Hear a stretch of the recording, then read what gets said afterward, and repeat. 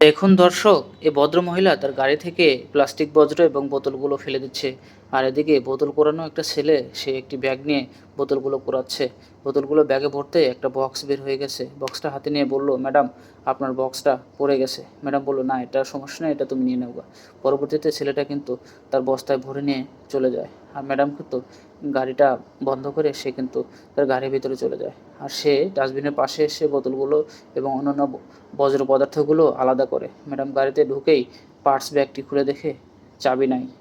পরে গাড়িটাও কিন্তু স্টার্ট করতে পারতেছে না। আর ওদিকে ছেলেটার বক্সের প্রতি কিন্তু আগ্রহটা অন্যরকম ছিল।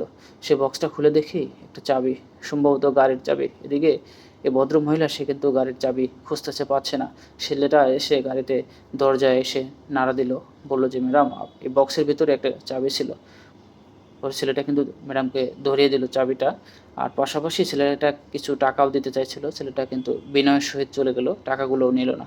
ভদ্রমহিলা তার গাড়ির দরজা আটকে সে কিন্তু তার গন্তব্যে যাওয়ার চেষ্টা করতেছে। ছেলেটাও কিন্তু চলে আসলো। হঠাৎ পানির বোতল দেখে ভাবছে হয়তো পানির বোতলে পানি আছে, তার পানি খাওয়ার তৃষ্ণা জাগলো। সামনে একটি রেস্টুরেন্ট, সেখানে দুজন লোক বসে জুস খাচ্ছে। সে রেস্টুরেন্টের দরজা খুলেই তাদের কাছে বলল যে, ভাই আমি পানি খাবো। পানির বোতলটা কিন্তু তাকে দিল না। সেখানে তাকে মেরে দূর করে তাড়িয়ে দেওয়ার চেষ্টা করলো। ভদ্রমহিলা সামনে দিয়ে যাচ্ছিল, সে গাড়ি থেকে কিন্তু এই দৃশ্যটি দেখতে পেল। দেখার পরে সে কিন্তু গাড়ি থেকে নেমে তার জন্য কিছু করা যায় কিনা সেটা ভাবতেছে। ভদ্রমহিলা একটা জুস বার থেকে একটা জুস নিয়ে নিল ছেলেটার জন্য। আর তার ব্যাগ থেকে কিছু টাকা ওই জুসের প্যাকেটের মধ্যে দিয়ে দিল। তারপরে ছেলেটা কিন্তু তার জায়গায় চলে আসছে, এসে বসে পড়ল। পানি কিন্তু খেতে পারল না। তারপর সামনেই দেখতে পেল যে ম্যাডাম তার জন্য এক বোতল জুস নিয়ে আসছে।